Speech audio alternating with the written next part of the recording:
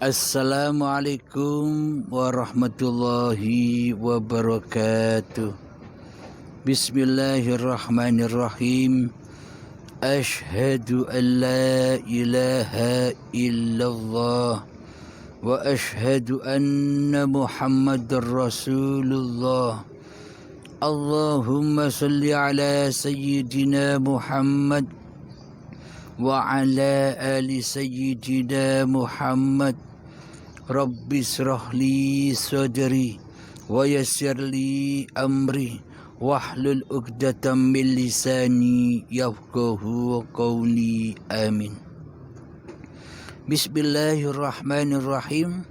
Salam santunku, salam takzimku kepada para sahabat tercinta, baik yang ada di dalam dan yang ada di luar negeri. Semoga kita selalu di dalam perlindungan Allah Subhanahu wa ta'ala. Amin ya rabbal alamin. Kali ini kita melanjutkan jawaban pertanyaan saudari kita yang ada di Jambi, yang mana pertanyaannya, agar kita tidak lupa akan pertanyaannya, mari kita dengarkan. Assalamualaikum Buya, ini saya Dea dari Jambi. Saya ingin menanyakan bagaimana supaya pikiran kita ketika sholat itu khusyuk dan pikiran kita itu ke Baitullah Buya. Dan bagaimana juga supaya sholat kita itu tidak diganggu dengan pikiran duniawi. Terima kasih Buya. Assalamualaikum. Waalaikumsalam warahmatullahi wabarakatuh. Bismillahirrahmanirrahim. Bagaimanakah caranya kita bisa sholat dengan khusyuk? Kita bisa sholat dengan khusyuk hanyalah dengan iman. Bila hati kita belum beriman kepada Allah, mana mungkin hati kita Islam di sisi Allah. Maka dari itu perintah Allah, ya ayyuhalladzina amanu, wahai orang-orang yang beriman. Bagi orang-orang yang beriman itu, yang dikatakan orang beriman itu di hatinya hanya percaya, hanya meyakini bahwa Tuhan itu bernama Allah, bahwa Tuhan yang menciptakan alam semesta dan Tuhan yang menciptakan badan-badan kita ini hanya Allah. Selama ini kita hanya angan-angan saja, sebatas percaya saja, sebatas yakin saja, akan tetapi kita tidak pernah menyatakan, akan tetapi kita tidak pernah membuktikan kepercayaan kita. Kita tidak pernah membuktikan keyakinan kita.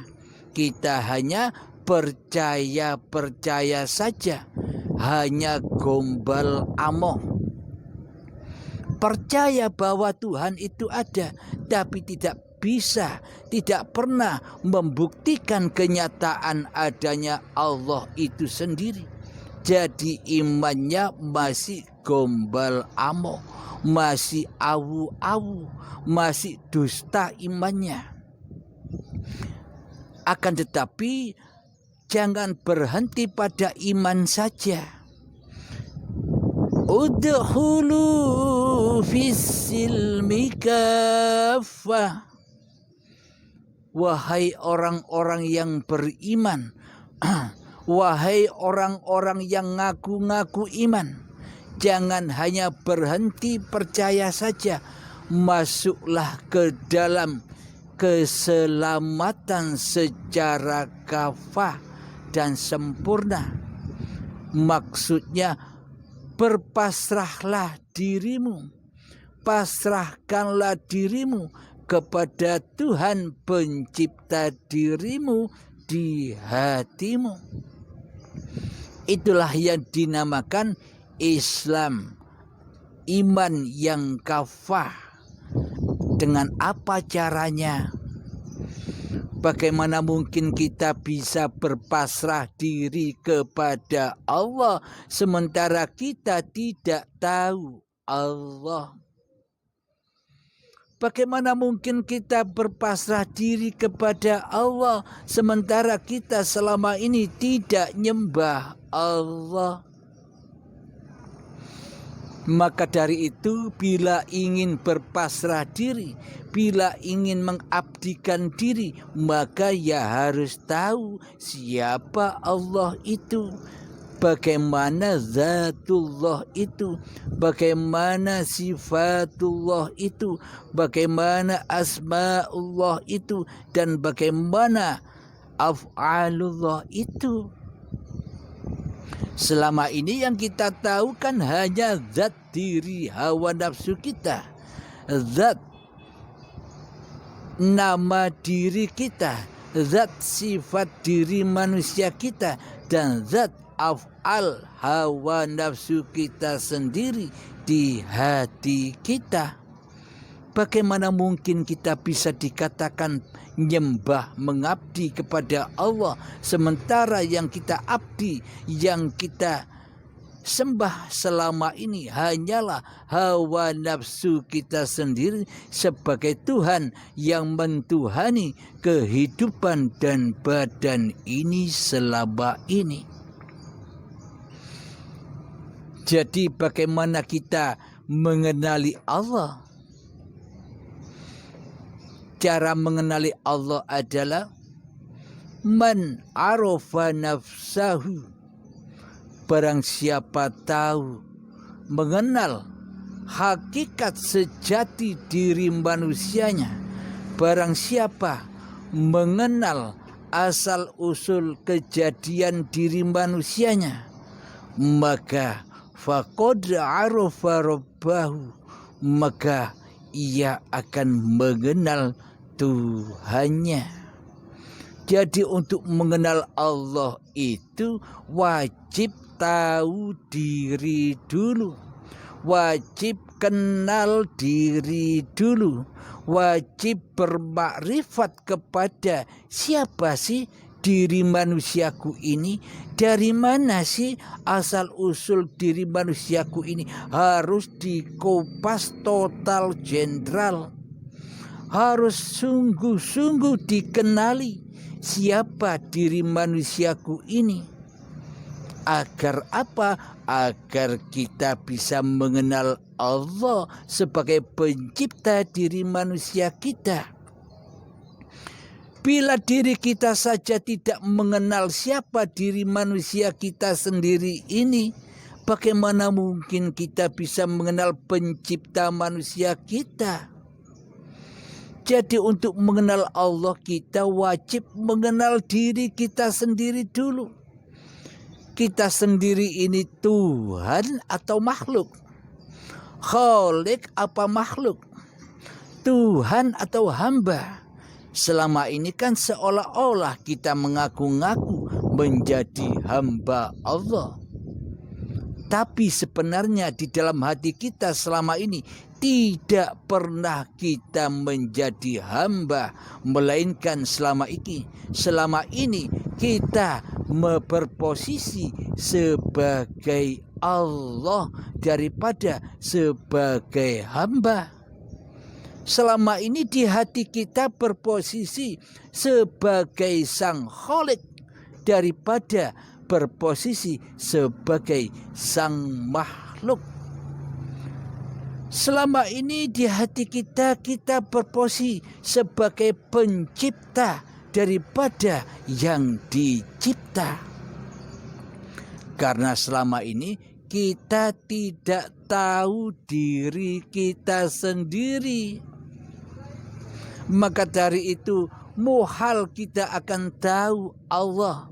Tidak mungkin kita bisa mengenal Allah bila pada diri kita sendiri saja tidak tahu. Tidaklah mungkin kita bisa bermakrifat kepada Allah sementara diri kita tidak bisa bermakrifat kepada siapa sih hakikat diri manusia kita ini. Nah, jadi kewajiban hamba, jadi kewajiban kita semua bermakrifat kepada diri manusia kita sendiri, bukan bermakrifat kepada Allah. Allah ya Allah, yang bermakrifat kepada Allah ya Allah sendiri. Manusia takkan mampu bisa bermakrifat kepada Allah. Manusia bermakrifat kepada dirinya sendiri saja tidak bisa. Kok ya Hano bisa bermakrifat kepada Allah? Kok berdusta di hatinya bisa bermakrifat kepada Allah?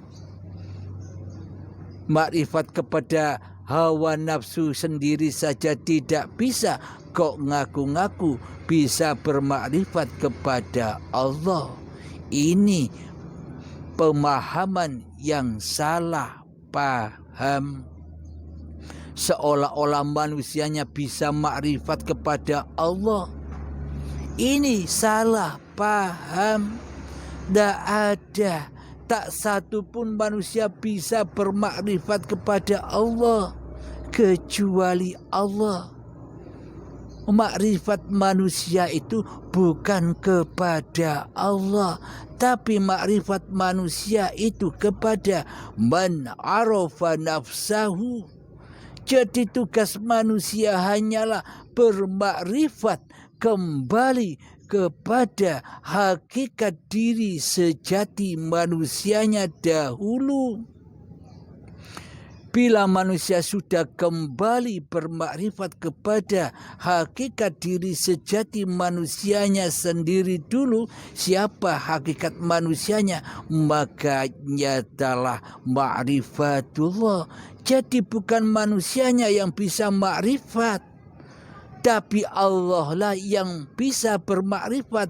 Ma'rifatullah hanya Allah, bukan manusianya.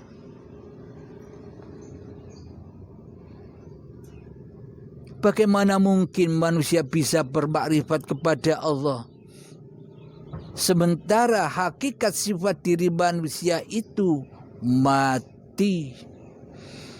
Bagaimana mungkin manusia bisa bermakrifat kepada Allah sementara hakikat manusia itu adam, ora ono, ora wujud alias goib?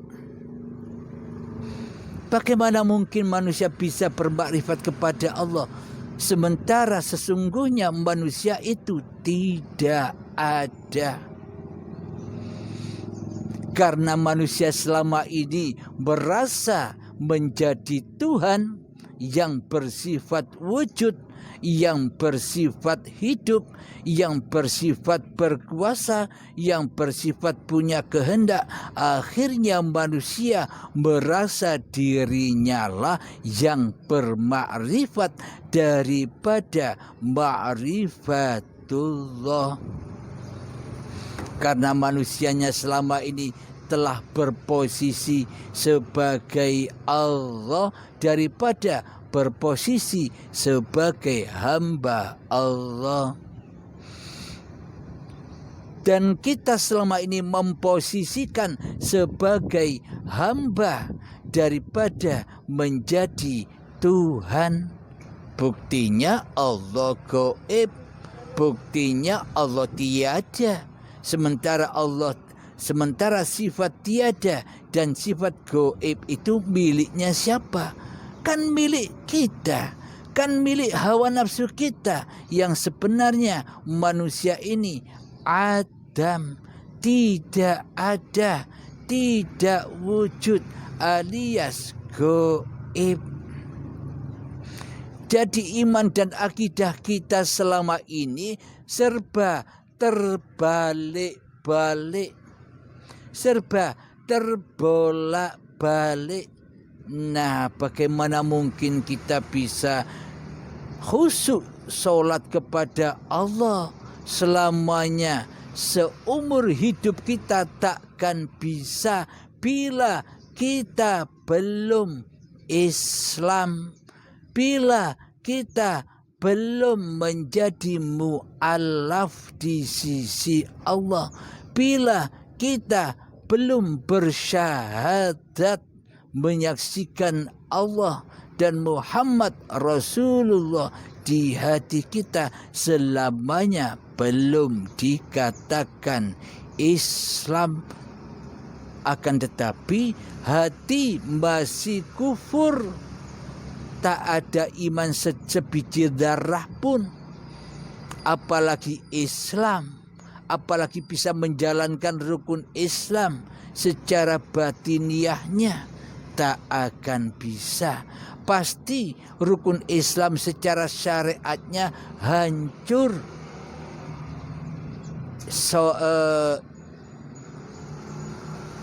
Syahadatnya pasti hancur, karena mengaku-ngakui di dalam hatinya bahwa diri manusianya, bahwa hawa nafsunya lah yang mengaku bisa bicara, bisa berkalam, asyhadu an la ilaha illallah wa asyhadu anna Muhammadar Rasulullah. Masih hawa nafsunya lah yang merasa bisa berucap-ucap.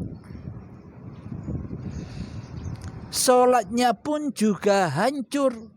Buktinya di dalam hati kita tak pernah berjumpa Allah di dalam solat, melainkan kita bertemu dengan hawa nafsu kita sendiri dan hubbud dunya, selalu bertemu dengan dunia yang sangat amat kita cintai selama ini di hati kita. Apa itu dinamakan solat? Apa itu dinamakan syahadat? Zakat, puasa, dan haji apalagi? Bila syahadat saja tidak pernah, apalagi bisa sholat, apalagi bisa berzakat, apalagi bisa berpuasa, dan apalagi bisa berhaji.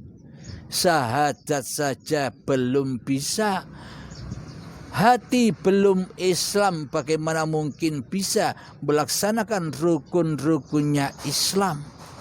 Untuk melaksanakan rukun-rukun Islam di sisi Allah, wajib hati masuk Islam dulu. Wajib hati menanggalkan kekuasaan-kekuasaan yang kita pertuhankan selama ini, yakni mengorbankan hawa nafsu kita sendiri selama ini kepada Allah, mengorbankan kerajaan-kerajaan hawa nafsu kita sendiri selama ini, dipersembahkan lagi, diabdikan lagi, bahwa kerajaan ini, bahwa singgasana ini sebenarnya hanyalah milik Allah. Bila kita sudah menyerah, bila kita sudah angkat tangan atas kewujudan diri manusia kita, atas kekuasaan diri manusia kita, bahwa sesungguhnya tiada wujud kecuali wujudullah, bahwa tiada hidup kecuali hayatullah, bahwa tiada kekuasaan kecuali kuasa Allah, bahwa tiada kehendak daya upaya kecuali kehendak daya upayanya Allah. Barulah inilah yang dikatakan masuk Islam. Ini secara hati, karena Allah tidak memandang Islamnya zahiriyahmu, karena seluruhnya di dalamnya penuh dengan kekufuran, penuh dengan kedustaan, penuh dengan persekutuan-persekutuan di dalamnya. Akan tetapi Allah memandang keislaman hatimu, Allah hanya memandang kepasrahan hatimu. maka dohiriyahmu, maka syariatmu akan beralih menjadi syariatullah, bukan syariat dirimu sendiri, melainkan berpindah menjadi syariatullah, karena hati sudah lillahi ta'ala. Inilah Islam sejatinya. Kondisi hati inilah yang dimiliki oleh para nabi dan para rasul serta para aulia Allah. Mestinya hati kita juga demikian. Kita selama ini hanya berfokus mencontoh laku-laku dohir dan syariatnya saja, hingga kita tertipu oleh laku-laku hati para kekasih Allah. Jadi bila kita hanya ikut syariat manusia saja, kita melihat syariatnya saja, pasti diaku-akuinya syariat itu syariat hawa nafsunya, sehingga terucap di dalam hatinya, teraplikasi di dalam hatinya, li nafsi. Inilah persekutuan yang tidak pernah kita sadari selama ini. Inilah persekutuan yang tidak pernah kita sadari selama ini. Sayang, sungguh sayang sobat. Mumpung kita semua sudah tahu bagaimana Islam indallah itu, bagaimana Islam di sisi Allah sebenarnya, marilah kita semua hijrah dari kekuasaan hawa nafsu kita menjadi kekuasaan Allah sebagai pencipta. Hijrah dari jalan kegelapan hawa nafsu kita menuju ke jalan terang benderangnya nurullah. Mari kita berpindah dari alam linafsi menjadi alam lillahi ta'ala. Itulah akhirat. Itulah akhir dari kejayaan, dari kerajaan manusianya di hatinya. Bila sudah berakhir, maka kita bisa bersahadat dengan benar, bisa sholat dengan khusyuk, bisa berzakat dengan benar, bisa berpuasa dengan khusyuk, dan bisa berhaji dengan sebenar-benarnya haji, yang mana al-hajjul mabruru laisa lahu jazaun illal jannah. Jadi haji yang mabrur itu tiada balasan kecuali surga.